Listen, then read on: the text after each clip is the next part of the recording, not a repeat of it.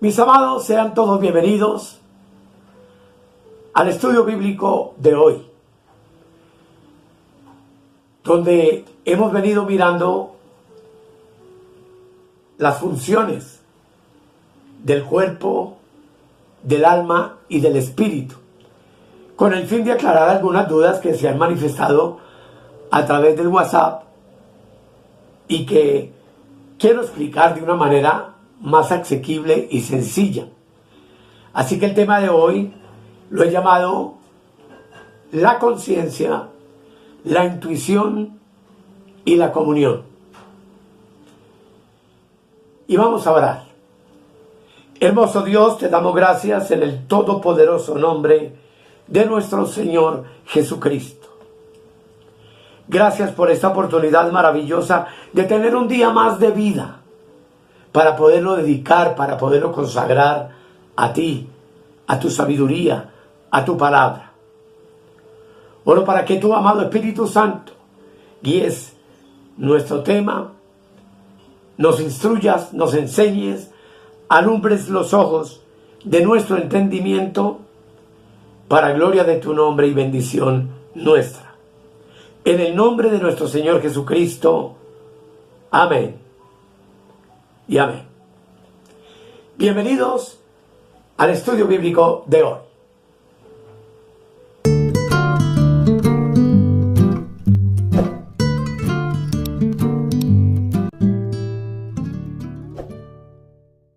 Como ya les dije, amados, el tema de hoy es la comunión, la intuición y la conciencia. Y sabemos ya por todo lo que hemos visto que el cuerpo físico tiene sus sentidos, que el alma sus funciones específicas como la mente, las emociones y la voluntad. Y así también el espíritu tiene sus propias funciones. El espíritu mora en el cuerpo y tiene una relación estrecha con él. Pero por supuesto que es completamente diferente al cuerpo y al alma.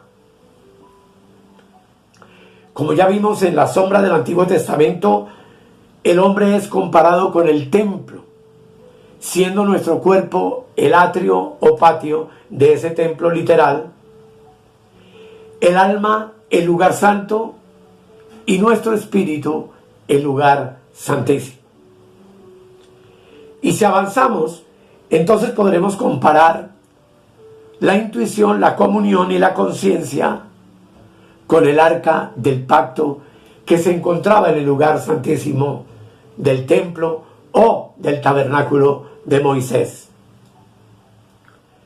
Lo primero que podemos entender es que la ley de Dios estaba en el arca. Allí fueron introducidas las tablas de la ley y ellas especificaban lo que los israelitas debían hacer. Desde allí, desde el arca, Dios se revelaba a sí mismo y su voluntad por medio de esa ley. Y así igualmente hoy, en el nuevo pacto, Dios nos da a conocer su perfecta voluntad por medio del órgano de nuestra intuición, que es una función de nuestro espíritu regenerado, nacido de nuevo, como ya vimos en otro tema anteriormente. Sobre el arca se encontraba el propiciatorio o la tapa de esa arca de oro. Y sobre ella estaba la sangre rociada. Allí en ese lugar Dios manifestaba su gloria y recibía a través del sumo sacerdote, que era el único que podía entrar cada año a ese lugar, la adoración del hombre. De modo similar, el espíritu de cada persona redimida por la preciosa sangre de Cristo fue regenerado. Y es entonces en este espíritu regenerado donde tú y yo podemos adorar a Dios y donde podemos tener comunión con Él y ser guiados en nuestro diario vivir por medio del órgano de la intuición. Dios únicamente podía tener comunión con los israelitas en el arca y sobre el propiciatorio. Y del mismo modo hoy, Él solo puede tener comunión con los creyentes por medio del Espíritu, el cual, como sabemos, suficientemente fue lavado por la sangre de Cristo, regenerado, y nacimos de nuevo en un nuevo hombre, en una nueva creación. De acuerdo, amados, con el idioma original, el arca es llamada también el arca del testimonio. Y los 10 mandamientos que se encontraban dentro de ella, que el arca contenía, presentaban a los israelitas el testimonio de Dios. Si ellos cumplían con la ley, las 2 tablas que yacían en el arca los aprobaban. Si no, los 10 mandamientos desde el arca los acusarían silenciosamente. De igual manera, hoy el Espíritu Santo escribió la ley de Dios de este nuevo pacto, que sabemos que es la ley del amor, en nuestras conciencias, para que sea la conciencia la que nos dé testimonio de nuestro comportamiento, de nuestra conducta. Ella aprueba, por supuesto, todo lo que concuerde con la voluntad perfecta de Dios para ti y para mí, y condena también todo lo que no concuerde con ella. Pablo dice en Romanos capítulo 9, el versículo 1, lo siguiente: verdad digo en Cristo, no miento, y mi conciencia me da testimonio en el Espíritu Santo. Aquí entonces es importante que tú y yo tengamos en cuenta, mirando el tipo y la sombra del Antiguo Testamento, cuán importante entonces era el arca para los israelitas. Recordemos que cuando cruzaron el río Jordán no tuvieron otra guía que la del arca, así que ellos la siguieron sin vacilar. Cuando lucharon contra Jericó, lo único que hicieron, tú y yo lo sabemos, fue marchar alrededor de Jericó, siguiendo el arca del pacto, por 7 días. Más tarde, cuando no pudieron vencer a los filisteos, conocemos que intentaron utilizar el arca no bajo la voluntad de Dios, y vino sobre ellos consecuencias tremendas, como por ejemplo cuando Usa trató de sostener el arca con sus manos porque tropezaban los bueyes, y fue fulminado instantáneamente porque el arca era completamente intocable para el hombre. Así que, amados, cuánto regocijo también hubo entre los israelitas cuando finalmente el arca posó en el lugar que fue construido para él por David, amados. Y de ese gozo que ellos experimentaron nos habla el Salmo 132, que tú puedes leer y que es extraordinario.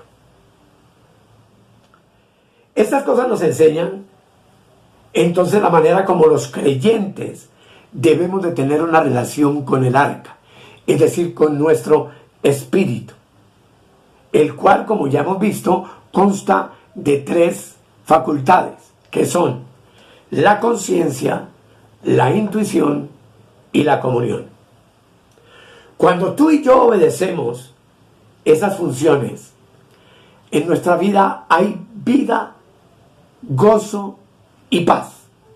Pero si tratamos de interferir con ellas mediante nuestra propia voluntad carnal, vamos a ser derrotados y vamos, por supuesto, a sufrir consecuencias. Y es que, amados, aquí es importante entonces entender, según lo que Israel nos enseña, que la victoria no dependía de ellos, ni de lo que ellos pensaran, sino que la dirección que les diera el arca y la fidelidad por parte del pueblo a seguir sus instrucciones determinaría su victoria. Nuestra utilidad espiritual, de la misma manera, no depende de lo que pensemos nosotros o lo que deseemos hacer nosotros por nuestra cuenta, sino de la enseñanza y la guía que recibamos de la intuición, de la comunión con Dios y de la conciencia, que son las facultades de nuestro espíritu. Sabemos suficientemente que el hombre natural vive por medio de la dirección de sus sentidos corporales y anímicos. Es decir, es controlado prácticamente por lo que lo rodea y por su propia alma. Pero el hombre espiritual, a diferencia, puede detectar lo que está más allá de sus sentidos físicos externos y de sus sentidos naturales anímicos, producto de su propio razonamiento o de su propia alma. ¿Existen otros sentidos en la parte más profunda del ser de los creyentes?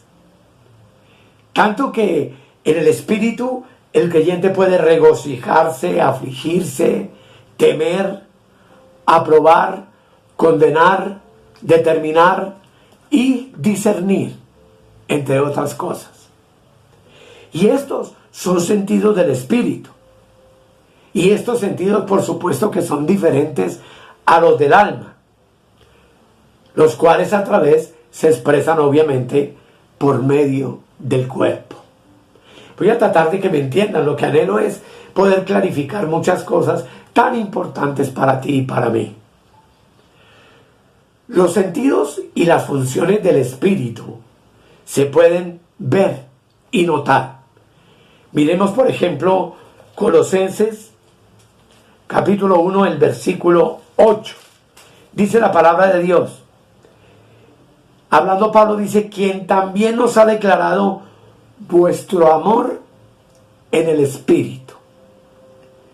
Y esto nos permite ver cuán sensible es el espíritu del hombre y cuán numerosas pueden ser sus funciones. La Biblia no nos dice de qué modo siente y debe sentir el corazón del hombre, hablando de su alma, sino del modo que siente y debe funcionar su vida espiritual.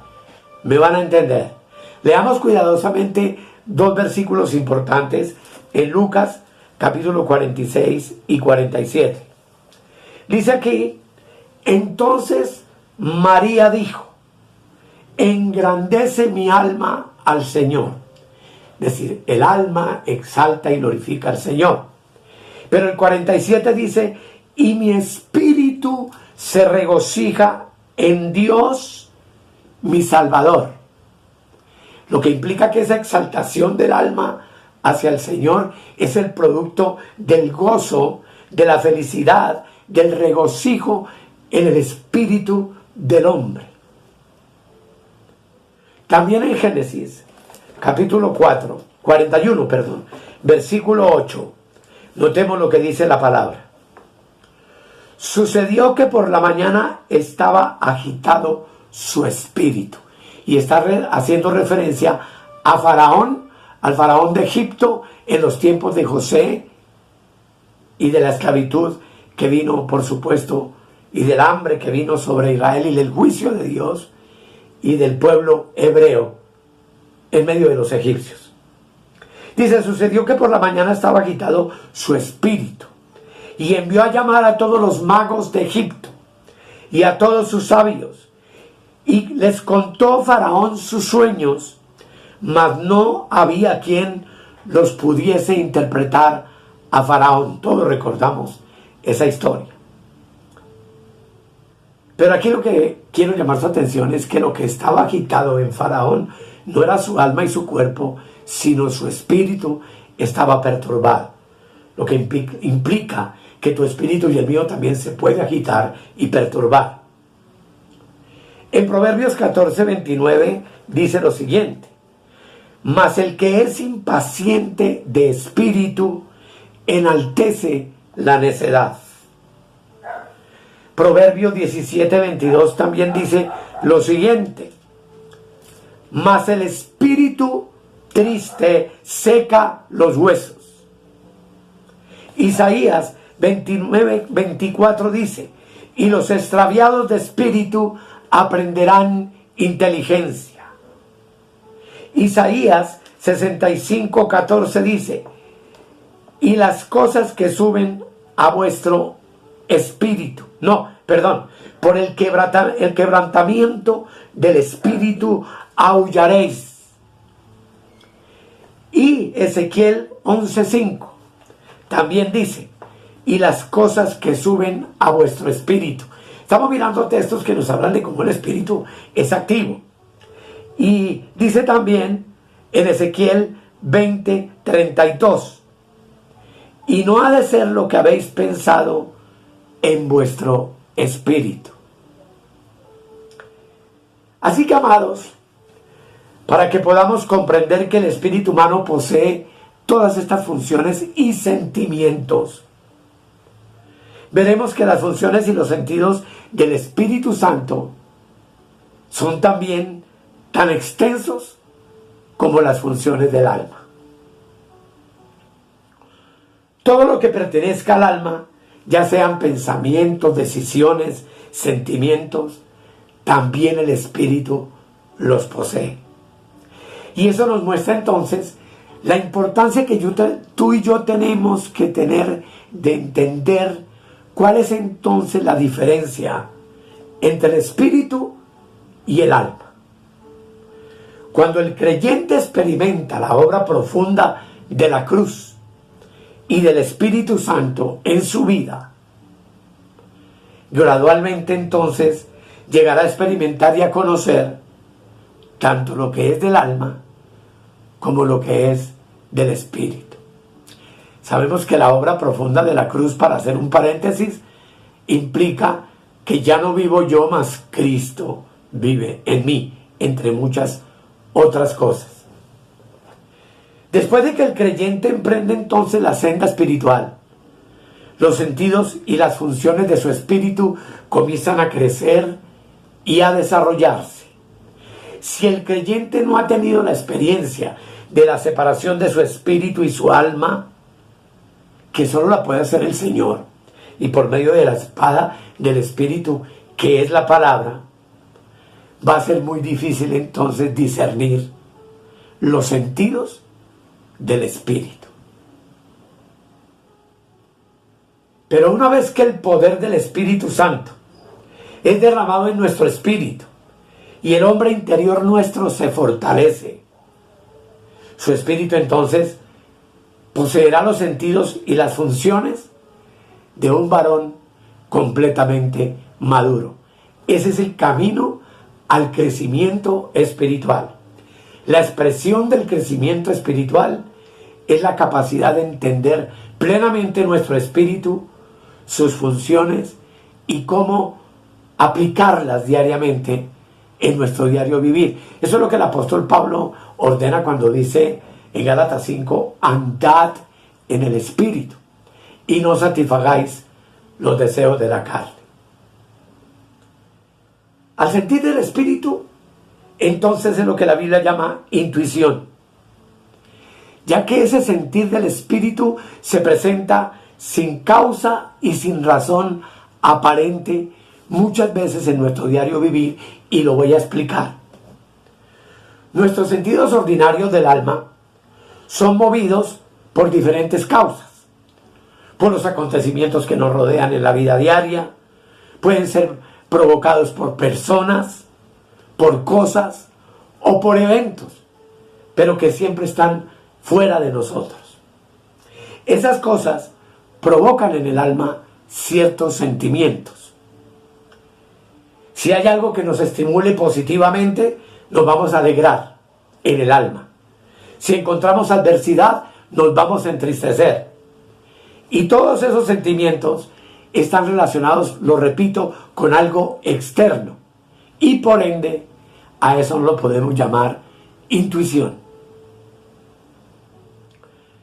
Los sentidos del espíritu no provienen de ningún estímulo externo, sino que vienen directamente de nuestro ser interior.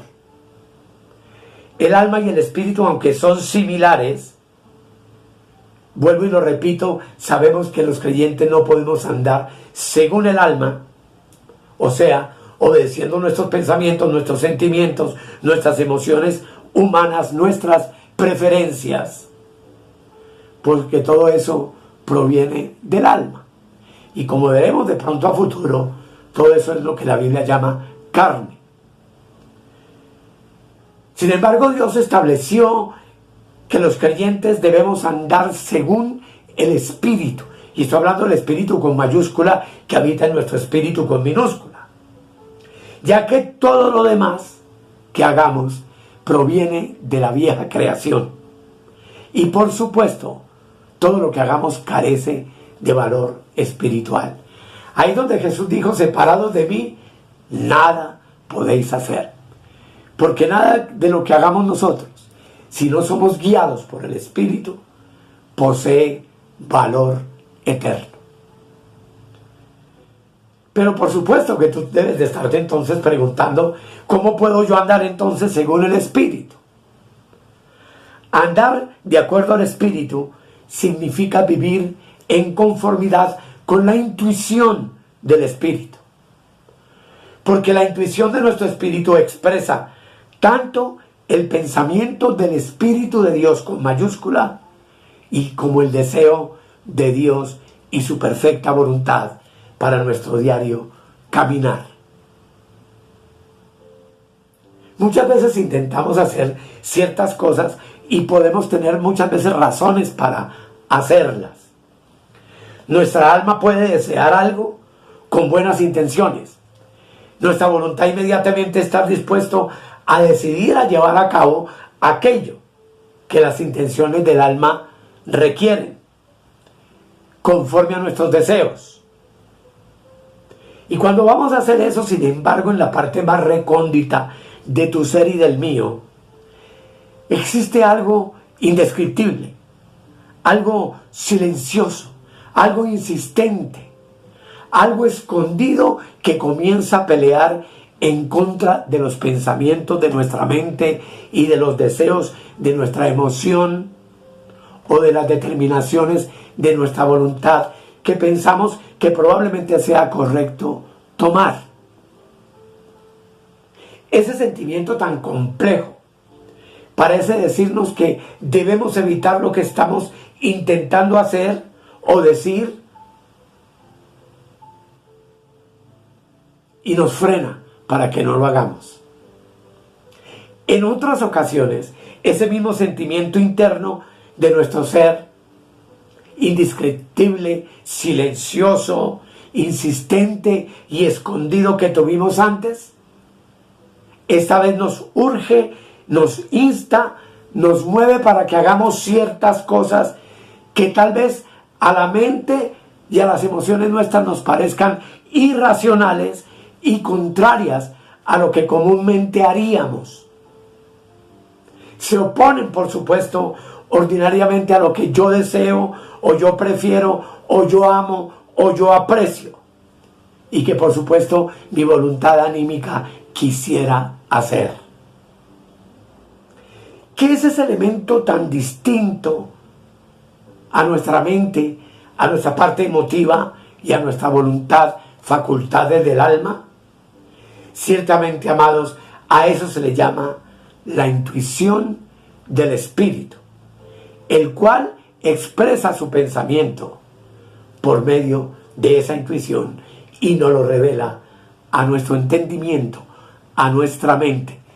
Por supuesto que todo esto que estoy hablando les parece demasiado complejo, pero es entonces cuando tú te das cuenta la diferencia que hay entre la intuición del Espíritu y tus propios sentimientos. Con frecuencia lo que deseamos hacer es diametralmente opuesto a la dirección del Espíritu y a la que nos advierte la intuición interna, silenciosamente. Pues la intuición, por supuesto, también es completamente diferente a nuestra mente. Nuestra mente es racional, mientras que la intuición no está bajo ese ámbito y por lo general se opone a la razón humana. El Espíritu Santo entonces revela sus propios pensamientos por conducto de la intuición, del espíritu humano. Y nuestra mente los acepta o los rechaza, o los comprende o los ignora. Y lo que realmente normalmente consideramos un impulso o una sugerencia del espíritu, indudablemente no es más que la obra del Espíritu Santo en nuestro espíritu, mostrándonos su voluntad, guiándonos a hacer o dejar de hacer algo mediante el órgano de la intuición. Es entonces cuando tenemos eso claro que podemos distinguir lo que es del Espíritu Santo y lo que es de nosotros mismos. Así que, amados, no podemos olvidar que el Espíritu Santo reside en nuestro espíritu.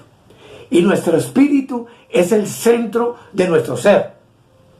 Así que cuando el Espíritu Santo revela su voluntad por medio de nuestra intuición a nuestra vida, lo hace siempre desde la parte más profunda de nuestro ser. La voluntad reside en la parte externa, igual que los pensamientos y los sentimientos del alma.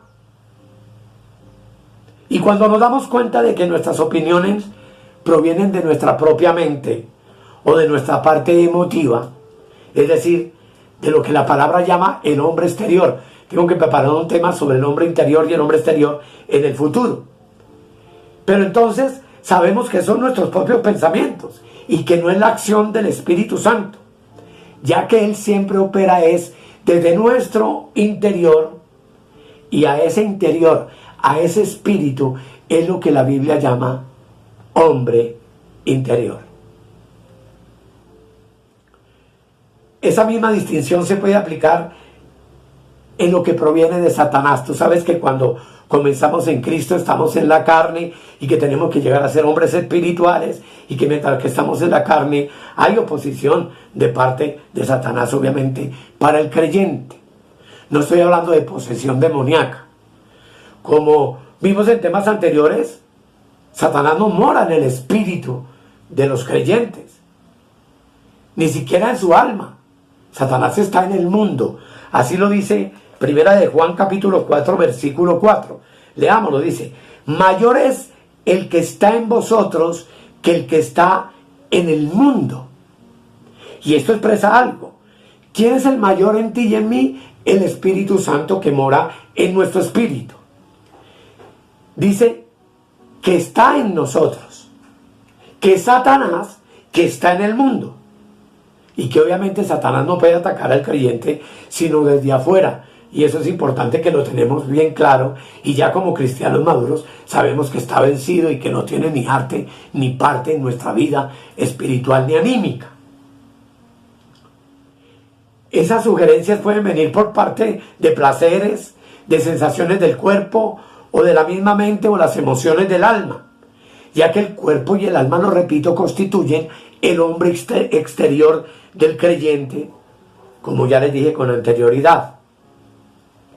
Aquí es donde se necesita, amados, que tú y yo seamos demasiado cuidadosos en discernir nuestros sentimientos, nuestros pensamientos y emociones, para saber si provienen de lo más profundo de nuestro ser o si provienen del hombre exterior.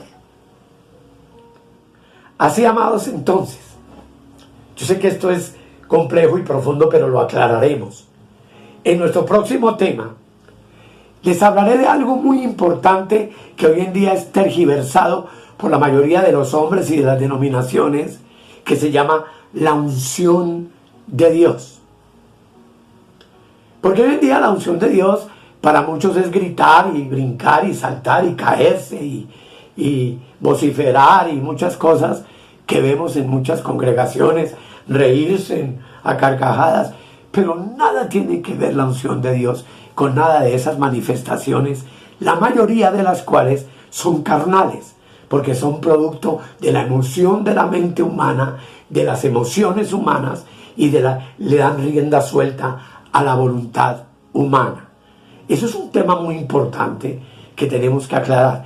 Lo haremos obviamente en el próximo tema, y espero, amados, que con la ayuda de Dios tú me dejes tus comentarios en la caja de YouTube de comentarios, o me escribas y te suscribas, por favor, a nuestro WhatsApp que aparece aquí en la parte inferior, porque por medio de él estamos teniendo ahorita comunión con muchos hermanos y estamos resolviendo muchas inquietudes que todo esto despierta. Y obviamente que esto despierta muchas inquietudes porque de esto prácticamente no se habla casi en ninguna parte, diría yo, sobre un tipo de revelación de esta manera. De tal manera, mis amados, que con la ayuda de Dios continuaremos adelante y nuestro próximo tema será la unción de Dios. Oremos, por favor. Padre, te damos gracias en el nombre de nuestro Señor Jesucristo y encomendamos a ti, Señor, estos temas tan importantes, tan maravillosos, tan difíciles de discernir para la mente humana, pero claros y sencillos cuando nosotros nos acercamos a ellos en el Espíritu. Esa es la diferencia de poder compartir el misterio tuyo, que solo puede ser compartido cuando nos acercamos a la palabra, no en nuestra mente humana y carnal, sino en el Espíritu directamente, porque el Espíritu es el único que puede brindarnos la interpretación correcta del misterio de Dios, al mismo tiempo que revelárnoslo a través de la intuición de nuestro espíritu. Gracias te doy, amado Padre, en el nombre de nuestro Señor Jesucristo. Amén, amén y amén. Amados, nos vemos en el próximo tema, que se llamará la unción de Dios. Bendiciones para todos.